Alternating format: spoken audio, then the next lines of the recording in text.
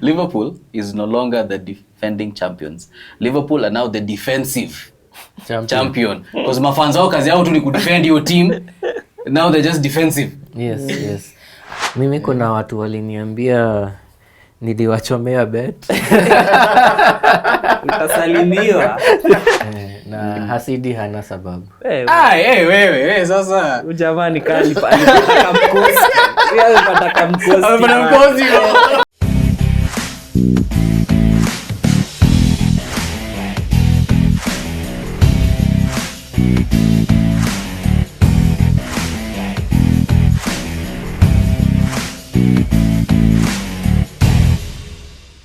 Ladies and gentlemen, boys and girls, it is your favorite podcast in town, the Skippers Pod KE, coming to you live from... Are we even live? We're not live. We are alive. But we're alive. Michael the Jazzman here, and of course, you know, superstar-studded panel. None other than to my left, Ndishu Mwenyewe, the Arsenal skipper. To my right, who chooses to stay there, is none other than Dr. Andy Troyes. Welcome, gentlemen, to the podcast. And as you have seen, this episode is sponsored by the Gunners. Team Kubwa. Elephant on top of the table. Well, amazing games, amazing results. Now, we want to celebrate Afcon. We have been seeing amazing stuff happening. Hilarious stuff happening again. We have enjoyed the witty banter and all that. But it has come down to this. We are going to be witnessing Senegal versus Morocco on the 18th, when they shall be trying to win the prestigious cup. But gentlemen, as usual, before we begin, little bit of trivia for Afcon for you. Let's test your knowledge. Tujue bana say. Mbona wewe unapenda kutupata off guard hivyo? Si ati tu ni jezi za Arsenal mnajua kuvaa ndo mnakuja kwa show bana. So this one is very simple. We have had so many winners of the Afcon competition, right? But I want you guys to tell me who are the ones who have won this title more than once. I want you to tell me the teams that have won Afcon more than once. Egypt. Twende kazi. Egypt.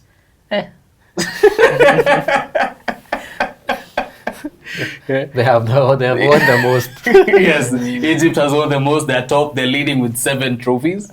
Afcon. So who else? Senegal. Senegal. No. Okay, unajua amjaenda in the future. Okay. So Senegal itashinda twice. Mimi nimeenda in the future nikaona na beba Afcon. So in the next podcast tutaconfirm. But acha nirudi back in time. So tutaka Senegal star. I think Ivory Coast. Ivory Coast. Yes, Cote d'Ivoire has won actually, and they have won 3 titles. Nigeria. Of course. Yes, 3 titles as well. Kwani mnakopiana? 3 titles, yes. Morocco. No, Morocco's only won once. Yep. Ama people don't get the future. Hawezi shinda wote. Both teams to win. So in the future it's either Morocco or Senegal. Ama ndio watashinda 2027. So for Morocco is only once. They have the opportunity to win another one. So so not Morocco. I don't know, Tunisia has won, but I don't know if they've won more than once. Unasema nimebeba more than once. More than once, lakini hata niwapatie hint nyingine tu. Toa South Africa, toa East Africa. Sindio, it has to be Western. It's Western North. It's either Western or North. In fact, inafaa itwe Western North Africa Cup of Nations. So Lions, I'll say Lions. Cameroon wanaitwaje? Mimi nasema Cameroon. Oh, the indomitable Lions. Cameroon. Yes. Second, they have won 5 trophies. Wow. Na Ghana? 4. Yes. Are you seeing this? Siko na nini? Tabi kona inaitaje? Tuweke hivi sasa. Yes, you're right. Mnaendelea vizuri. 2, just 2 more. Ama tuache audience watujazie. 2 more, nipatie moja. Nipatie 1 more and then we will leave the audience to the other one. Believe in yourself. Believe in yourself. Okay, kati ya Angola na DRC sijui ni gani imebeba. Mhm. Angola ama DRC. Mhm. Angola. No. So ni DRC. Yes, DRC. Wameshinda 2 titles. Okay. 2 titles. So as it stands right now, so the most, number 1 is Egypt with 7, Cameroon with 5, Ghana with 4, Cote d'Ivoire, Ivory Coast with 3, Nigeria with 3, and then there is 1 with 2, and then the Democratic Republic of Congo with 2 titles. Okay. So that's the list. Now, the one that we have not mentioned with 2 titles, we're leaving it up to you guys in the comment sections. Tujazia. Jaza na msigoogle bana. Assignment. Msigoogle. Test your brains. I'll give you a hint. I'll be very nice. It's a North African country. It's a North African country. So, that is the rich history of Afcon. I think I had mentioned it. But kwa unsure. Yeah, you had mentioned very, it. very unsure. But unajua here we deal with confirmations bana. We are not Okay. we don't deal with guesswork, yeah? Throw out the answer. So, as we wait for guys to comment and kujaza huko chini. Afcon has been very interesting. Full of drama, Yeah. of course. Upsets because bana Nigeria bana seemed like they were going to take it bana. Yeah, they were the best team in this tournament. If you look at how they've been playing, I'm sure they were very disappointed. Bana lakini vile tu anyway it shall be well. We have accepted. But for you guys, let me ask, who were your standout players ideally at the whole competition? Like nani uliangalia ukasema so far these are the guys. Kwangu I think of course Brahim Diaz amebeba Morocco sana. Yeah, amebeba Morocco, yeah. And then there is also Salah, Egypt. Of course. Yeah. Na naweza sema pia Victor Osimhen. Yeah. Unamrudisha to his African roots. I know, By right? force, by fire. Victor Osimhen. Yeah, Osimhen by the way has been very impressive. And I agree by the way. If you look at these people, they're very pivotal in contributing to the wins. Top scorers in the competition and all that, by the way. Personally, for me, I would say Lukman. Iwobi as well. Fun enough, not because of the Arsenal connection, lakini bana tunajua kijana na shine. Doing very well. Kijana na shine, by the way. Yeah. I have enjoyed the banter off the pitch, by the way, as well. Just bringing a bit of life to it as well. So these are the guys who we are seeing that Africa's future in football is bright. Looking at that, and we can't wait to see more of these guys, but I think we need to tukwenda vikombe zingine pia besides Afcon that brings the whole continent together. There's Chan. And it had its own, we hosted it and it had its own color. So interesting. Daktari man. For me, nasema Bono wa Morocco.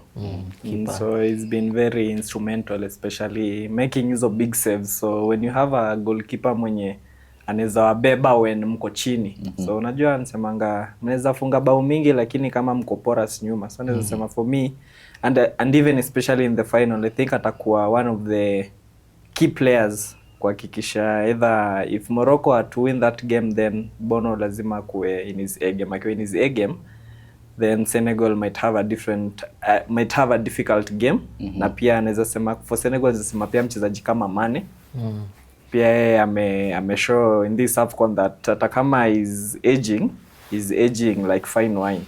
So pia yeye is been one of my standout players in this Afcon. Of course the rest ni wenye mention. Na Bono atakuwa he saved 2 penalties to make sure that Morocco goes through to the finals. Yeah, and depending on who wins the tournament, I think the player of the tournament maybe between Brahim Diaz and Sadio Mane. Sadio Mane. Yeah, very interesting. I agree ideally when you're talking about Bono and his impact. Yeah, we saw what he did in the World Cup, where for the first time ever, we saw an African team doing very well, and he was very pivotal and instrumental when it came to making sure that Bana easy goals as a PT. Yeah, and we've seen how solid he is, especially in a penalty shootout. Bana, that guy is very solid. We have seen him before, and so in the finals, that is a guy who if he brings his A game bana Senegal itakuwa Senegal bana itabidi wakimbie waheme kidogo wa sweat kidogo, which according to me is a very sad thing because I'm team Senegal all the way. You can say it's biased. We want to kill the North African domination bana of this competition bana. What's a spread kidogo? It would have been perfect if it was an East African country, except Tanzania. It would have been perfect if it was an East African country, at least competing top level. Yeah. But we can take what we are given.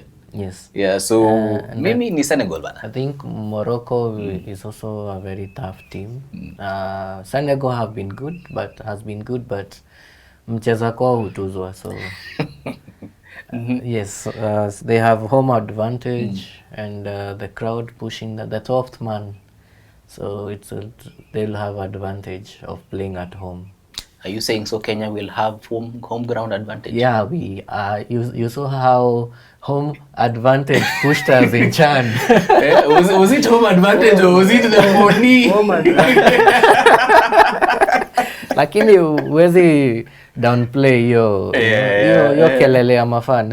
And we pushed that team as much as pia HE alicheza kie, but pia mafan pia walipush your team, so let's I hope we can do the same next year. Okay, sawa. Yeah, inakuja, so tutaona hii story. So who are you backing? Of course Senegal. I'll only support Mwarabu kama wako World Cup and it's the only African country. Yeah. So bana tutakuwa accused of hate speech bana. Hizi ni Senegal. Okay. Ubaguzi wa rangi bana. Mimi nimesema it's a campus thing, north and west and east and south, but tunaona so team Senegal all the way. Yeah, Senegal. Jana I was rooting for Nigeria. But our brothers, they disappointed us. Yahoo boys. We ujawambia poa, lakini ni sawa. So looking forward, remember finally ni 18th. Yes. So save the date, let's support the beautiful game here in Africa. 17th kuna ile third round competition, who will take the third spot. Arguments have been made that do we really need to play that? Yeah. It keeps Salah in the competition.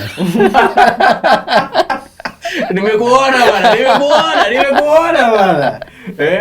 Na Mamush.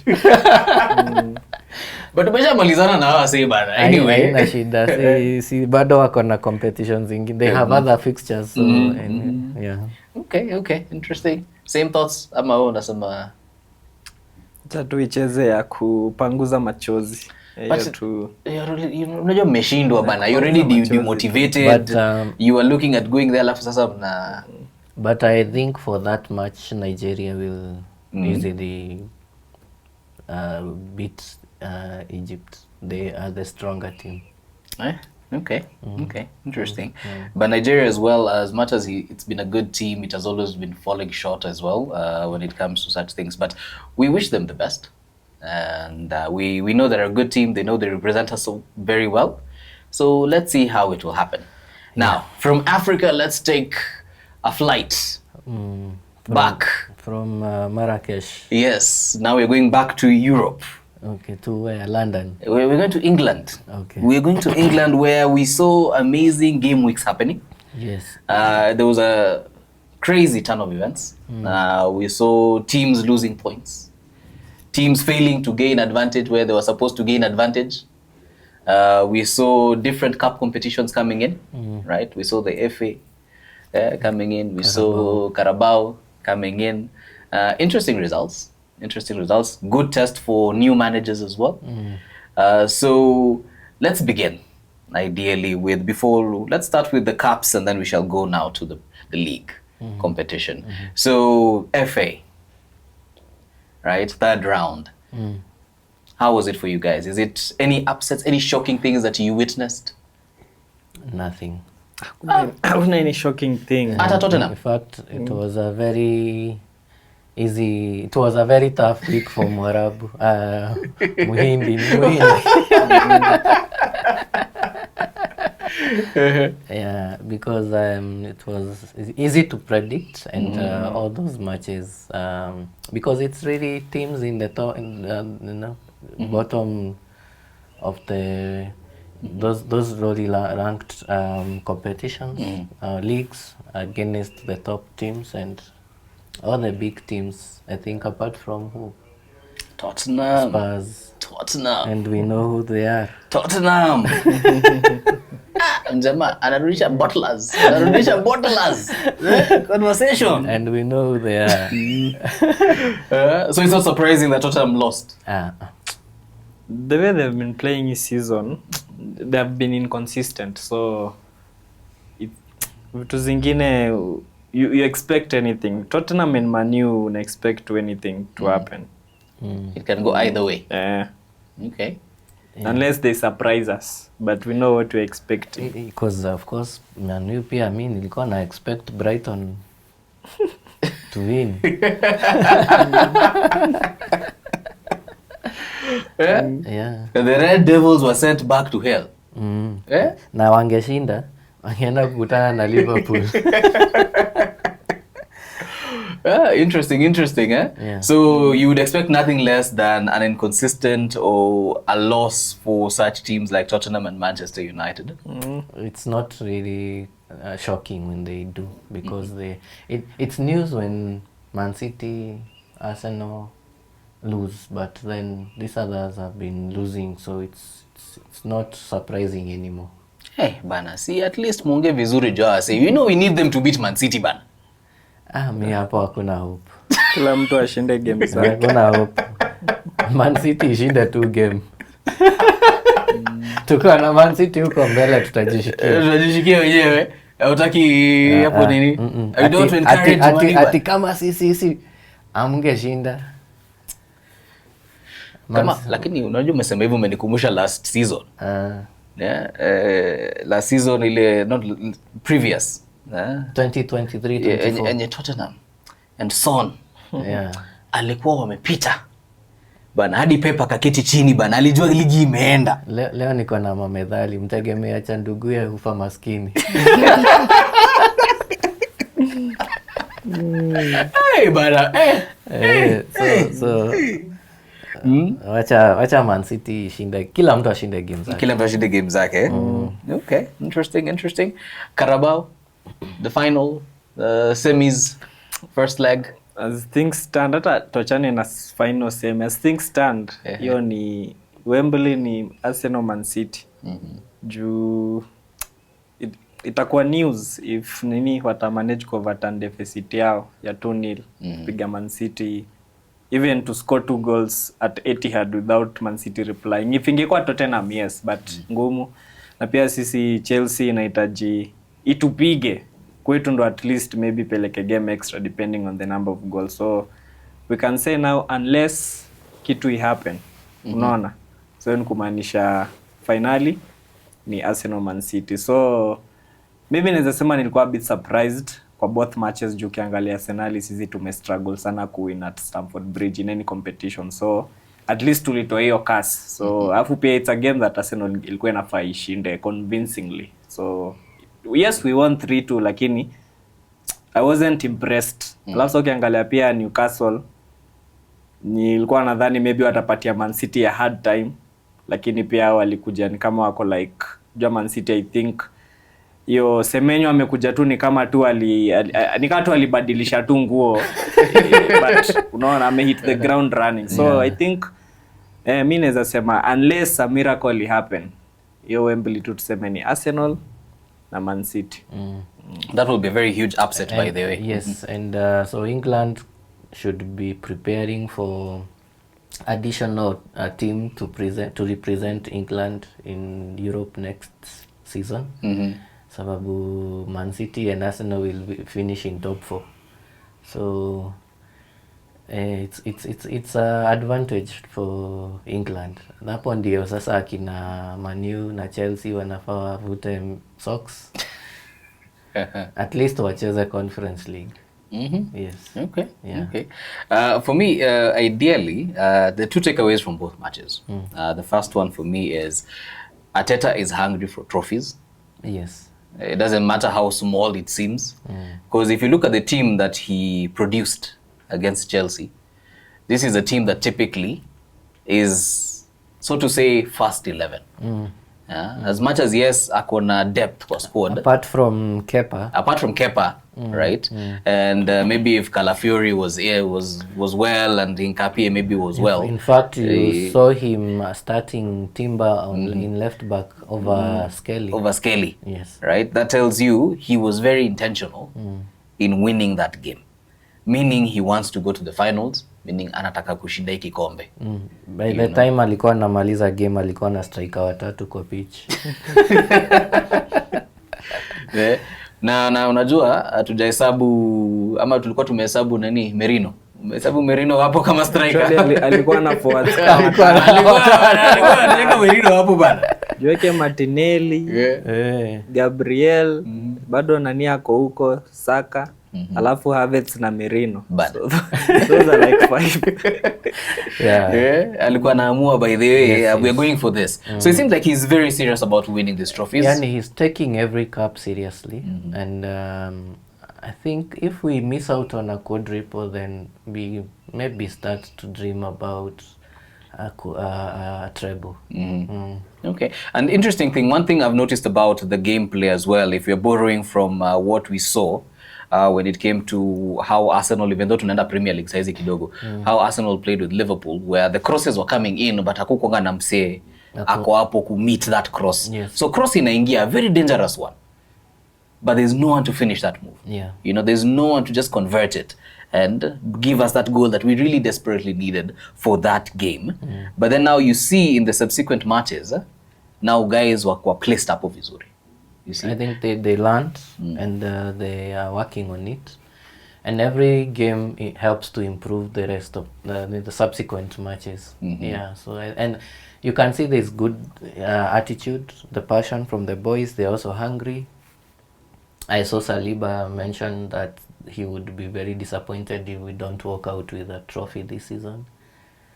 And that's the kind of passion and grit that we need to be looking at. And that should really give us hope. For me, I think one of the other things I have to mention about Arsenal with regards to the press. You know, all these pundits wanakuji Arsenal and they're coming to Arsenal in such a way that I don't even see them do for other teams. Even when Liverpool was leading and when Man City was leading in the previous seasons, unapata ko like, no. Like, we played Liverpool, it was a draw, which isn't bad, but they're behaving like, this is a loss for Arsenal. This is, I don't know what it is about the media, right? And the pundits, the football pundits and the football gods who, when it comes to Arsenal, the rebuke is extra. I think there's a trend. If you look at, ukiangalia watu wanaongea hivyo, ni either former Liverpool or former Chelsea or former Man U. If you look at that trend, and then they are in media, they are pundits. So they still are those, fans of those teams, most of them. So it's not surprising. And then also by Arsenal winning, the invisible season, then we created so many haters. So that's also a factor. However, Arsenal is arguably right now the best rated team in Europe. So it's any team, any match that Arsenal is playing is a big game. It doesn't matter whether it's Wolves, it's Brighton, it's Man U, it's Chelsea, Liverpool. it's a big match. So, and you can be sure that there is no other team in England that is watched than Arsenal, whether by their fans or their haters. Yes. So, I mean, it's not surprising. Okay. Naweza sema tu hata umeenda mbali sana, sijui pundits, sijui legends nini. Angalia tu kitu simple kama hii podcast yetu tu.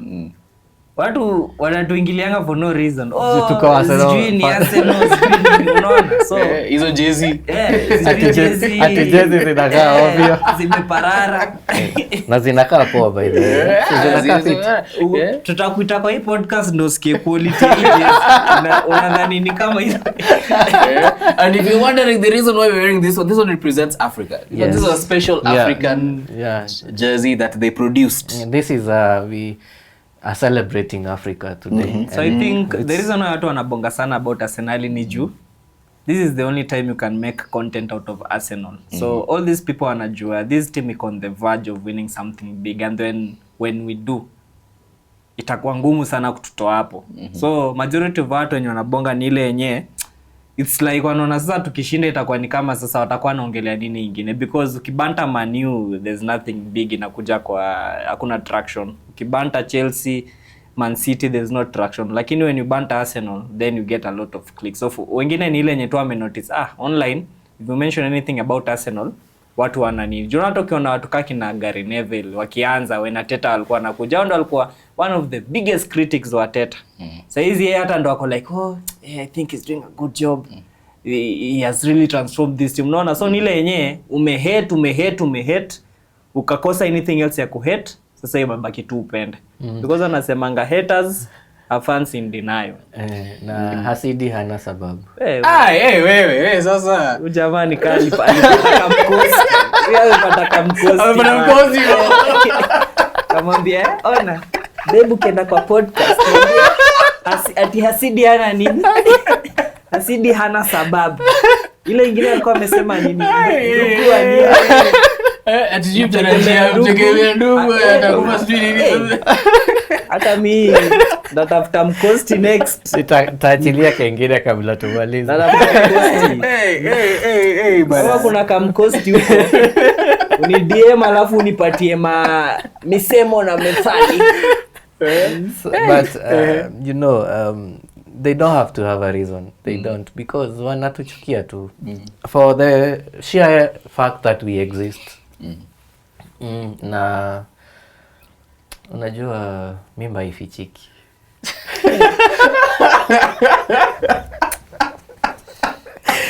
We, like Andy says, Daktari, mimba ifichiki.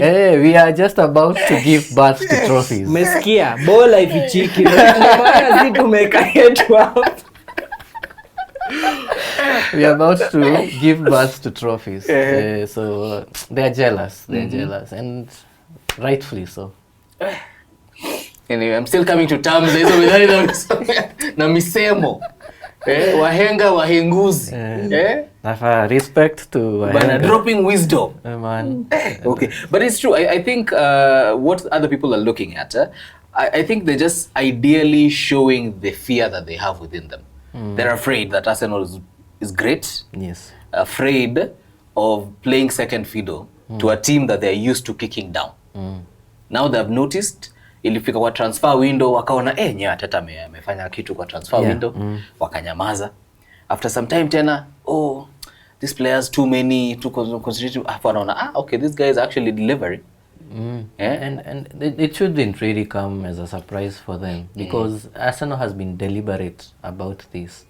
When Arteta was appointed 6 years ago, there was that 6 or 7 year project that he has been working on, very, very deliberate, on and off the pitch.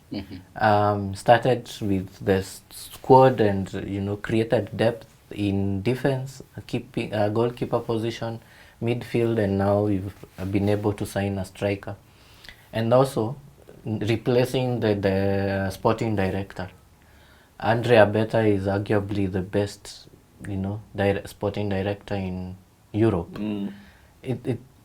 I hear we have now been able to contract one of the best set piece I mean, a throw-in. Long throw. No, yeah. Also, airport.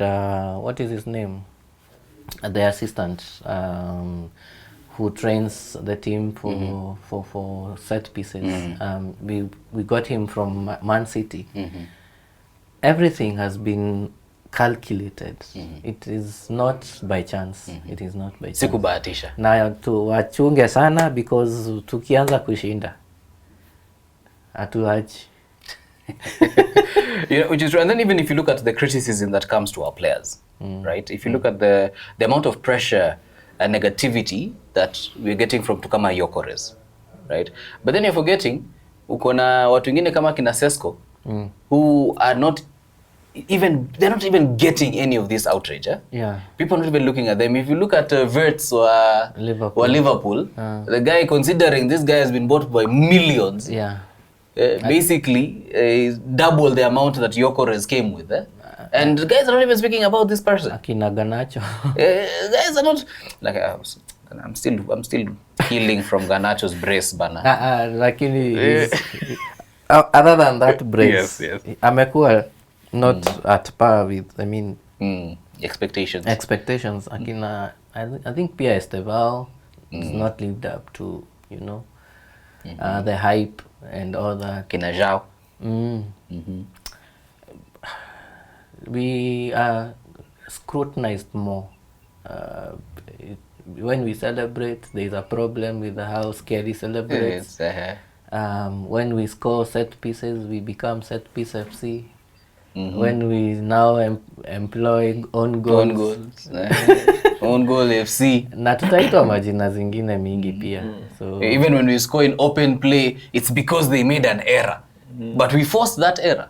Yeah. You know, they're always trying to take away from what Arsenal is doing. But sisi ni nani, we continue to celebrate. I don't mind tukifunga tana own goals. Kama tutafunga set pieces for the entire of the rest of the season, it's okay. Maybe as long as we earn 3 points from every other match. Yes. Okay. Now, that was the part of where we were giving highlights ideally from it built up from the Arsenal-Chelsea game. Yes. But then also, there were some very interesting things that happened with the Man City and Newcastle when it came to VAR. The disallowed Semenyo goal.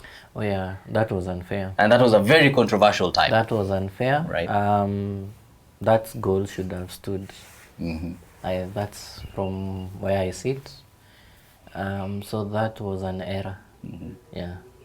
Unaona, is it really interfering from referees? From a referee standpoint, unaona kama they cannot really freely, you know, do the game the way they're supposed to do it. VAR is a good idea. Sasa the executioners of the idea, that's where they get it wrong. Junapata kuna period zenye VAR itatumika vizuri, kuna period inakuwa misused. So unapata the consistency. So iko na a lot of gray areas. So unapata in other matches utasikia that's a goal, in other matches it's not a goal. Later on they send an apology. So apology haisaidii anything. So wakikuwa na clear guidelines yenye you can differentiate A from B. Siko sasa okay, let's put A, B, C, D. So inakuwa ni kama mna hover around. So ni hiyo tu, I guess pia ni ile period yenye wanasemanga pia, you know, football saizi imekuwa ni kama money sport. So there's a lot of stakeholders. So unapata maybe decisions zingine at face value unadhani tu ni VAR error, lakini maybe kuna something big. There is influence. And I you know, it's technology that is not it's not error free. But we may even see a fully automation of refereeing in the future, probably. Yeah, so it's evolving. Yeah.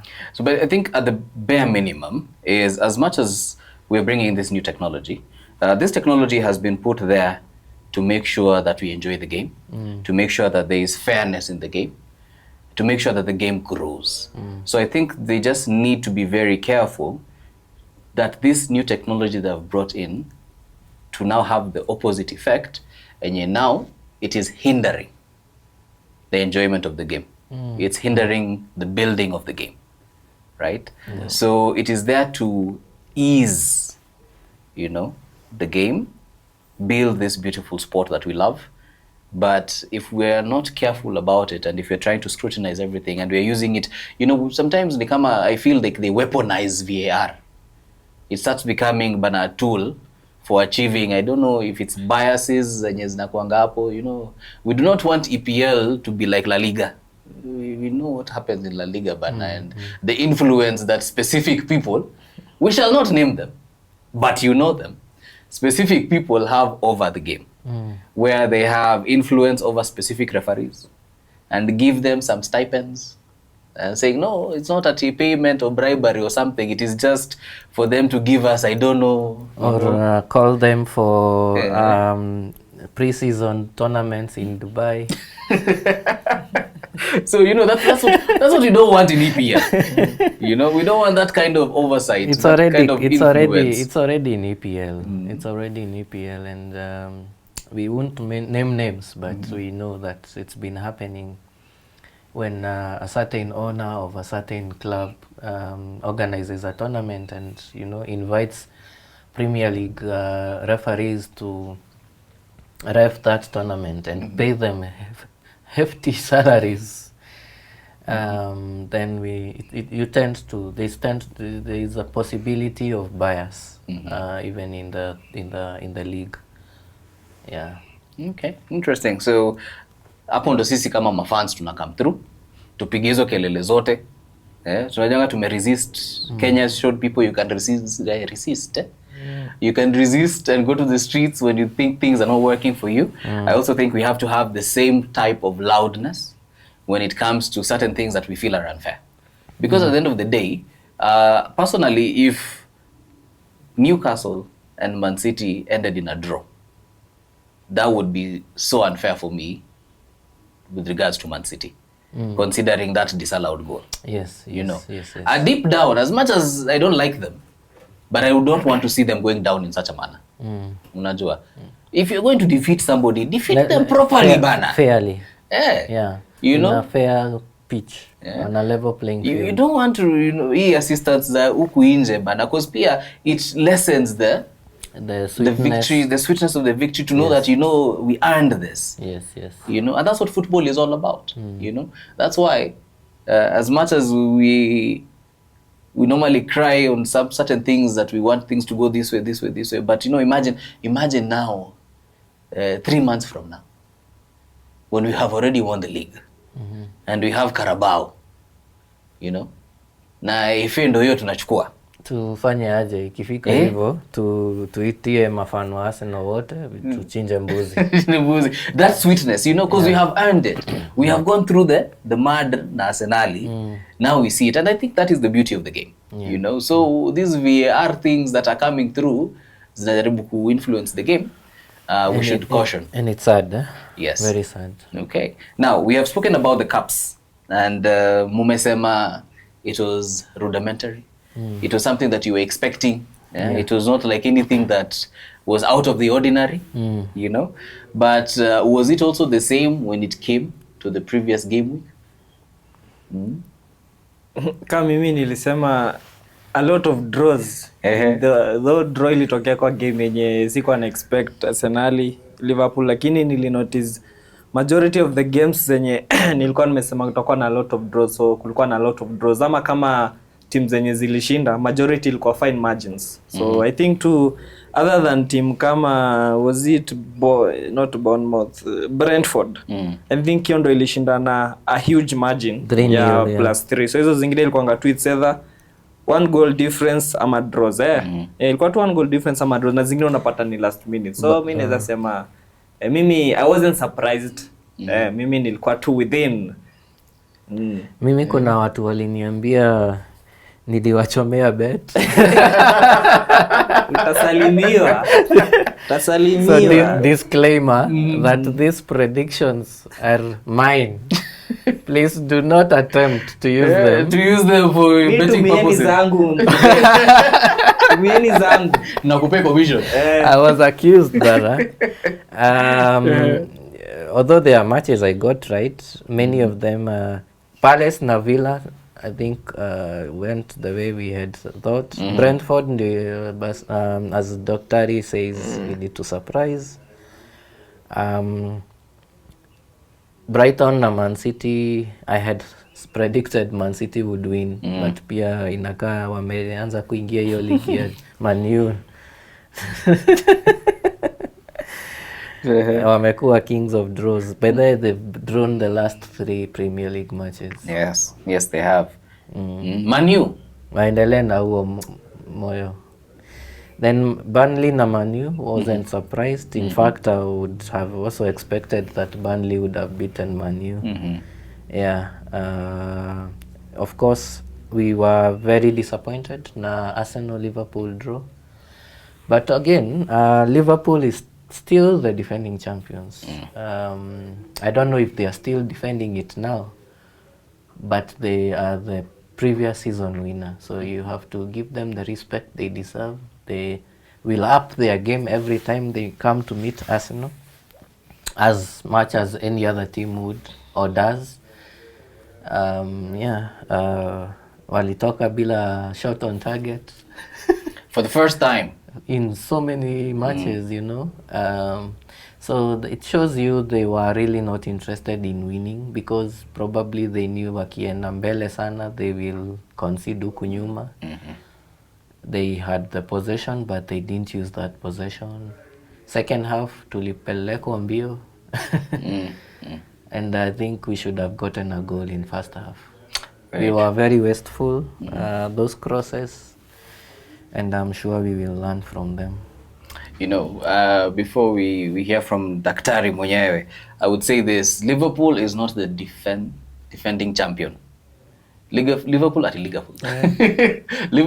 is no longer the defending champions. Liverpool are now the defensive champion. Because mafans wao kazi yao tu ni kudefend your team. Now they're just defensive. Yes. It's very surprising that they were celebrating that draw. How the mighty have fallen. Very sad. How have they lowered their standards? You know, it's so very sad that a team that won the last season can come and celebrate a draw and not have a shot on target. It's very sad. But again, it shows you how much Arteta has lifted this Arsenal team. Inapewa heshima sana. Yeah, true. Very true. For me, the game week, kama tu nyenye. Some surprises, some upsets here and there. Ideally, Brentford, Arsenal, ideally. But Tottenham tulijua watachapwa. I knew deep within my heart. I knew they were not going to do anything. Yes. So for me, seeing how they behaved and what happened with them, completely expected. But now, Daktari, the new managers are coming in. Caretaker managers are there. How do they perform according to you? Ule mwenye alikuwa ameshikilia kwanza wa Chelsea, ule wa under 21 ali perform fit juu get a draw against City. It's not an easy task. Hata kama tu hiyo game ilikuwa tu Walikuwa very wasteful bana. Pia Liam wa Chelsea ameonyesha is a coach mwenye is willing to go toe to toe with the best in the league na easy give up. So I think manager mgani mwingine niliona ameletwa.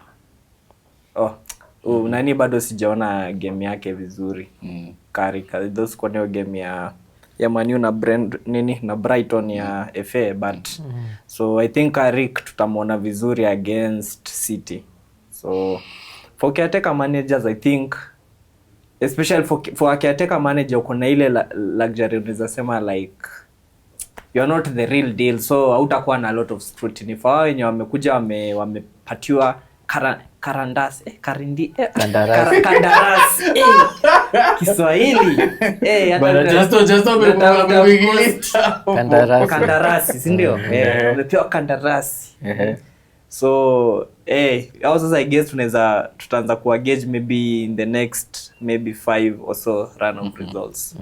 So kama but venye niliona mtu kama Rosnia, unaona pia alikuwa na lack a number of quality first team players. So acha tuangalie in the next matches kama kuna wachezaji hata perform aje. But so far venye niliona mentality yake ni mtu anataka kushinda. So it will be very interesting kuangalia venye ata line up against easy teams in the next coming game weeks. Okay.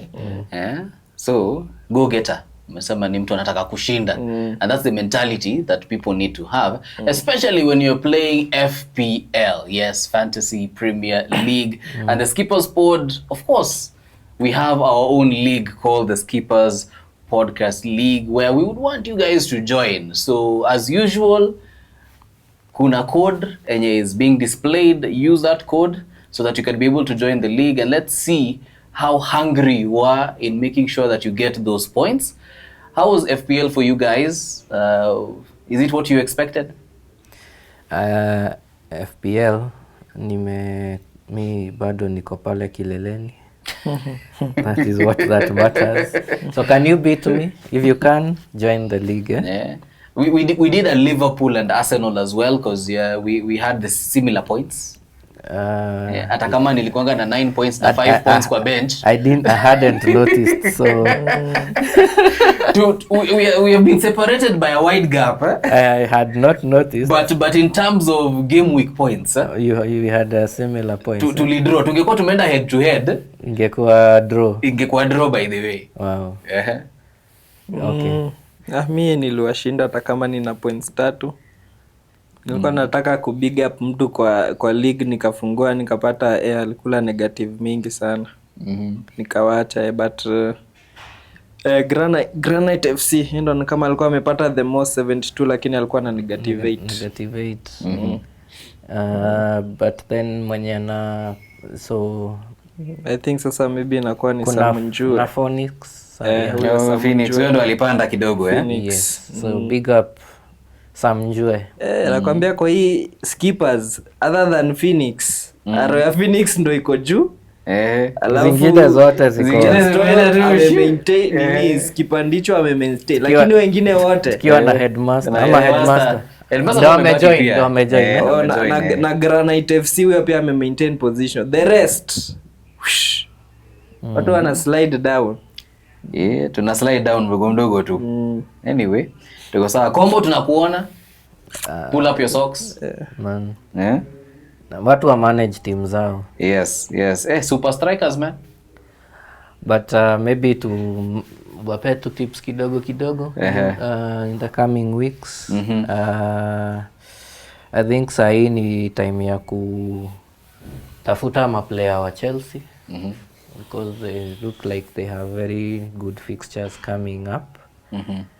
Kuna of course Arsenal defense. If you don't have the likes of Gabriel and Timber, it's time to get them. Then there's also Rice. Rice has been very, very good player. And then there's also Ekitike ameanza kufunga. So kama uko na yeye, I would advise that you hold him. Yes, Diago wa Brentford also still solid. Okay. Yeah. Okay, game week 22, Yes. People keep an eye out. Tulikuwa tunafikiria kuuza Semenyo, but bana vile mjamaa anafunga. Well, I may just retain him. Now the issue is will he be a consistent starter? Sasa hiyo ndio shida ya Pep bana. Sia kama on the right, I think he'll be a consistent one. Juu huyu mwingine anaitwaje? Ni Savio. Savinho. Sioni kama Savinho ata manage kuweka Semenyo kiti. So I think itakuwa Doku on the left, Semenyo on the right. Na pia ana perform poa pia on the right. Shaki na Foden na kina Bernardo sijui atakuwa na rotate aje. So ukiangalia Semenyo already hiyo game ya extra alifunga na ka assist. Hii game ya Newcastle alifunga 2. Hiyo moja haikuhesabu lakini ilikuwa bao. Ilikuwa bao by the way. Ilikuwa bao. Yeah. So it will be very foolish of Pep to not start him on the right. Not even to not start him on the right, to just not have him in the starting lineup. Unajua Semenyo ni mwenye even if you play him on the left, he'll still perform. So ako very good either sides. But another thing we've not been mentioning, Newcastle. Those guys have been really performing. Yeah, and I have several of their players. Niko na Bruno. Gamers. Yes, niko na Mili. Ama ni Miley. Miley. Mili nimeshangaa ni dem gani anacheza. Huo ndio ule mkosto wake. Sina Mili mahali. For the records, sina Mili mahali. Acha asifike nyumbani aambie Mili unataja ni nani. Hata si haikuwa Mili, ilikuwa Mili. Mili. So, anyway, Miley. Yeah, I think it's they wako solid, although moving forward fixtures zao zinakuwa ngumu. They have Villa, they have Liverpool, Brentford, Tottenham, Man City, Everton, which is also a tough opponent, Man U, Chelsea, Sunderland. I mean, if you don't have them, I don't think it's time to buy them. They only have Wolves, and then fixtures zao zinaanza kuwa ngumu. The skipper's pod elephant has spoken. Take heed. Ametupatia wisdom. Moving forward, as we finalize, game week 22. What are your expectations? Shaman. Nah. Tuambie. Kama una bet FPL wise na bet wise. FPL wise tushamalizana nayo. Sasa tuko bet wise. Watu wa kubet, chukua karatasi na kalamu. Uandike vizuri sana. Isipoingiana hii bet mtanitafuta. Man U, Man City. Man U itashinda. Ama draw. Haya. Hiyo ndeka Man U win. Kama uko unsure, Wacha nikwambie, because I like that prediction, I will not question it. Mimi ndio realist hapa. Mimi tu bana, hiyo that's the perfect scenario. But who is that is going to win it for Man? I know Bruno amerudi, lakini si Mbumo atafika. Anyway, sawa. Na Diallo ashalo nani anaitwa nani? Ahmad. Chelsea Brentford, hiyo ni draw ama Brentford. Leeds Fulham eka draw. Liverpool Burnley eka Liverpool, lakini weka goal. Spurs West Ham eka goal ama draw. Sunderland Crystal Palace, hiyo ni draw. Eka under 3.5. Forest Arsenal, hiyo ni win. Eka over 2.5. Win ya nani? Arsenal. Sio Forest. Wolves Newcastle. Sasa hapa ndo naenda kuwa surprise. Wolves Newcastle. Ekea Wolves win. Aston Villa Everton. Weka draw. Bournemouth Brighton eka draw. Acha sasa ni wa run down vizuri sasa. Betting. Man U, Man City win, Man U. Chelsea Brentford draw. Leeds Fulham draw. Liverpool Burnley Liverpool. Spurs West Ham, hiyo ilikuwa either West Ham ama draw. Sunderland Crystal Palace draw. Forest Arsenal win. Wolves Newcastle win, Wolves ama draw. Aston Villa Everton draw. Brighton Bournemouth draw. Alafu ukekeleo beti kiungua, utaniambia kama nilikuwa nimekushikia gun mahali nikakokea kwa kichwa nikakwambia bet na 10,000.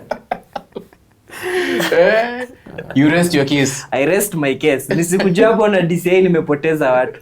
Beti kiungua ni wewe na akili yako na pesa zako ndio ulienda ukaekelea. Lakini ikiingia ndaeka contact yangu hapa chini unirudishie mkono. Unajua nasema hivyo na Real walitolewa tu na katimu fulani hapo just the other day. Anyway, ika affect the new manager. Game yake ya kwanza so ako na 0% win. Anyways, kipandichu sasa yeye atuambia tuambie predictions. Nika tutaanza kuweka mabao. Ukisema inashinda useme ni ngapi, but anyway for today we know draw. So Man U na Man City It's a City win or a draw. Man U wamekuwa wakikazia Man City sana. Chelsea, Brentford, I think this is a draw. Brentford wako sawa. Chelsea pia Liam anakaa anajua kitu anafanya. Leeds, Fulham. Fulham looks like winning that one. Liverpool, Burnley. Liverpool win. Spurs, West Ham, draw. Sunderland, Palace at Sunderland home. Sunderland win or draw. Forest, Arsenal. Arsenal win. Wolves, Newcastle. Newcastle win. Villa, Everton, draw. Or Villa win 1-0 hapo. Brighton, Bournemouth, could be a draw. Okay. Very nice. Haya. Now for the real prediction. Hizi zingine zilikuwa trizex. Tupige drums. Real prediction. 1. Man United, Man City. Naona draw. Hiyo ni draw. Chelsea, Brentford. Draw. Leeds, Fulham. Surprisingly, draw. Liverpool, Burnley. Unfortunately, Liverpool will win. Spurs, West Ham. Unsurprisingly, West Ham will win. Sunderland, Crystal Palace. Hiyo ni draw bana. Arsenal, Nottingham Forest, Arsenal win. Wolves, Newcastle win. Aston Villa, Everton, Villa win. Brighton, Bournemouth. Draw. Okay. We shall revisit. Tuweke hizo stamps. Tuone nani alipata correct. Yes. Percentage wise. Editor ukata hizi zikiwa individual clips Yes. Editor.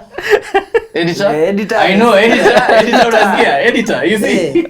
Nimekumbuka editor. Yeah, alafu we revisit tuangalie. By the way, we should be looking Yes, at we shall see. what did you predict? How did it go? Yes. Alafu tutaona vile itakuwa. Final things and then we call it quits. Manager of the week. Yeah, manager of the week. And as we also look at manager of the week, it's also another way of engaging our audience is put the predictions also. Lakini wewe usiseme win draw. Kama umesema Man U inashinda 2-0, Liverpool 2-1, and we give a shout out to whoever gets it correct in the next episode.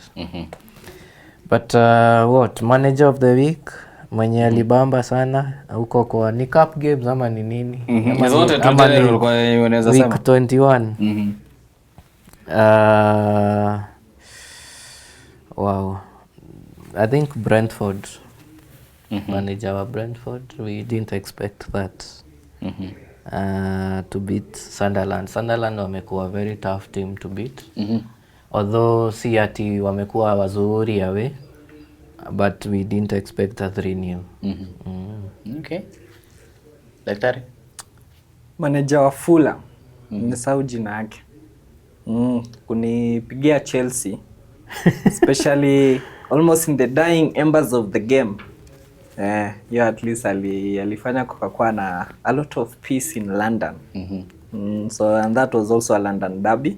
So winning a derby, especially against a team like Chelsea yenye ilikuwa imetoka from drawing na Man City wakajiona now they can be title contenders, alafu Fulham ikawambia be humble. So for me naweza patia the Fulham manager.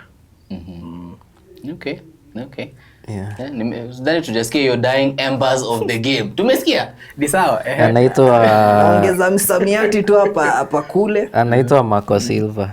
Marco Silva, yeah. Now that you said manager of the week, now let's see manager of the week. WEAK. The worst of all of them. Yes. Who was your manager of the week? What was the biggest upset? Arteta. Acha aseme yake. Anyway, okay, let me just hold my peace. Let me hold my peace. It is my manager of the week. Because everybody expected Arsenal to beat Liverpool. As much as Liverpool is a tough opponent. But everything, it would not have been a surprise at all to beat Liverpool, but you fell short. The standards are very high. Sawa. For me naweza sema Pep because ukiangalia the run of fixtures za game week 21 kwa between us juu saizi yes tunaweza sema Aston Villa iko in the rest, lakini ideally ni more of Arsenal na Man City. So Man City had an easier fixture compared to Arsenal. So Pep failing to win against Brighton. Yes, najua Brighton inawakalianga, lakini when it's a matter of in the title race, you find to win games against the so-called average teams in the league. Siseme ati Brighton is a bad team ama nini, but you can't put it as one of the A-League's team in EPL in terms of the big six. So Pep kukosa kupata the 3 points at Etihad, in a way na feel ni kama that felt like a loss to Man City. Okay. So mimi naweza sema Pep. For me, manager of the week who did very well goes to no one. You guys were a disappointment. The amount of draws was insane. So the games were just like, Bana, what's happening to EPL, Bana? It used to be more thrilling. Yeah. So for me, I would say, try to impress me some more. Bado. But manager of the week, WEAK, for me, Thomas Frank. Back-to-back losses. What's happening? You're not afraid, Bana. You're seeing your guys are being replaced. Kila mtu anakuja anapata replacement. Sasa wewe, you're not feeling the pressure, Bana. You're not feeling the pressure. So for me, Thomas Frank, you have to be very worried. Because by the time we do the next podcast, if things have not shifted, the axe will have fallen. We might be saying hello to the new manager or a caretaker manager. So that is for me. Well, that is how we wrap things up here at the Skipper's Board. Thank you so much for joining us and listening. We have nothing but love for each and every one of you. Remember to subscribe to our various social media platforms that are being displayed. We are there. We are on X. We are on Instagram. We are on TikTok. So find us there and we shall be able to enjoy more of this amazing content for the love of the game. But from the Skippers here on the couch, we say, see you on the next one.